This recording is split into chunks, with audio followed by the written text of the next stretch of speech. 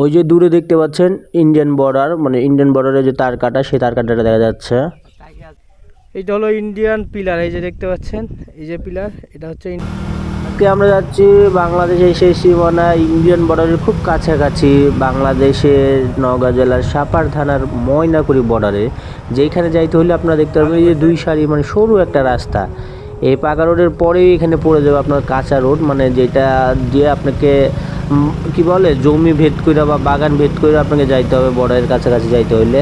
তো আমরা সেখানে যাচ্ছি, আজকে দেখাবো যে আসলে এখান থেকে বাংলাদেশের বর্ডার বা ইন্ডিয়ান বর্ডারটা কত কাছে, আর এখানে কি আসলে যাওয়া যায় কি না সেটাও আমি আপনাদের আজকে দেখাবো। তো আমরা এই যে যাচ্ছি মোটরসাইকেল নিয়ে যাচ্ছি আমরা, যদিও বা এই দুই ধারে ভাই বাংলাদেশের জমি, আর এইখানে দেখতে পাচ্ছেন ধান লাগা আছে, বাগান আছে, আম বাগান, তা বাদেও অনেক সুন্দর একটা পরিবেশ আছে। কিন্তু বিকেলের সময় মানে একটা ঠান্ডা বাতাস পাওয়া যায় এখানে। এখানে লোকজন খুব একটা বেশি থাকে না বললেই চলে, তবে মানে অল্প কয়েকটা লোক, তবে এখানে কিন্তু বিজিবি থাকে, মানে বাংলাদেশের যে বিজিবিগুলো আছে তারা কিন্তু এখানে মানে টহল দেয়। এখানে কিন্তু সবাইকে আসতে দেয় না বা সবাইকে থাকতে দেয় না। এই যে দেখতে পাচ্ছেন ধান ক্ষেত, যে ধান ক্ষেতটা ভেদ করলে আপনি পেয়ে যাবেন ইন্ডিয়ান বর্ডার, বুঝছেন।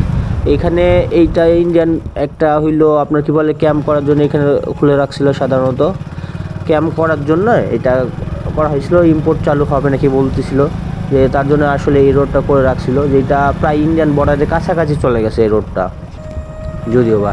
যে সামনে ছাউনি একটা দেখতে পাচ্ছেন, এই ছাউনির এইখানে হলো বিজিবিরা টহল দেয়, তবে সবসময় দেয় না। এই যেমন এখন নাই, এখন 11টা থেকে 12টা বাজে, এই সময়টায় নাই। এখন আমরা আসছি একটু বর্ডার অঞ্চলটা একটু ঘুরে দেখার জন্য। তো আপনারা যদি এখানে আসেন তাহলে আপনারা এইখানে বিজিবি পাইতে পারেন। হ্যাঁ, তো আপনারা বিজিবিদের সঙ্গে কথা বলে আপনারা যাবেন, না হলে কিন্তু ওরা আবার গালিগালাজ করে। তো এই যে দেখতে পাচ্ছেন এই রোডটা প্রায় এই দিকে শেষ প্রান্ততে আমরা চলে আসছি রোডের, এরপরে আমাদের হেঁটে যেতে হবে। এইটা হলো ইন্ডিয়ান পিলার, এই যে দেখতে পাচ্ছেন, এই যে পিলার, এটা হচ্ছে ইন্ডিয়ান পিলার, বুঝছেন। আর এই যে পিলার, এখানেও পিলার আছে, এইখানেও পিলার আছে, আর ওই যে ওইটা হলো বর্ডারটা যদি একটু জুম করে দেখাই আপনাদের, তাহলে আপনারা দেখতে পারবেন এরকম। একটু জাস্ট জুম করি, এই যে দেখতে পাচ্ছেন এটা কিন্তু পিলার, হ্যাঁ এটাও পিলার, এরকম একটা পিলার। আর এই যে দেখতে পাচ্ছেন এই যে একটা রুমের মতন দেখতে পাচ্ছেন, এটা কিন্তু ইন্ডিয়ান সাইড। আর এটা হচ্ছে কিন্তু বাংলাদেশি পিলার, এই যে এইটাও কিন্তু বাংলাদেশি পিলার। হ্যাঁ, এগুলো কিন্তু ইন্ডিয়ান জমি আছে, কিছু ইন্ডিয়ান জমি আছে, কিছু বাংলাদেশি জমি আছে, যারা ওই দিক থেকে লোক আসে।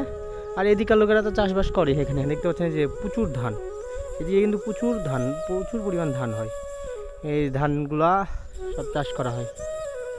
আর তাছাড়া এখানে ওই যে দেখতে পাচ্ছেন, দেখেন আমার সঙ্গে যে আসছে সে কিন্তু অলরেডি চলে গেছে।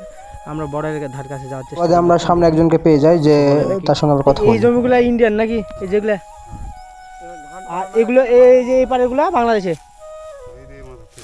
এই ইন্ডিয়ান যারা আসে তারা কিভাবে এই ধান কাটে? গেট দিয়ে চলে আসে, আবার গেট দিয়ে চলে যায় নাকি? খালি ধান নিয়ে যায়, খ্যার এদিকে রেখে যায়। আচ্ছা, ওইদিকে যাইলে কি গালি টালি যায় নাকি?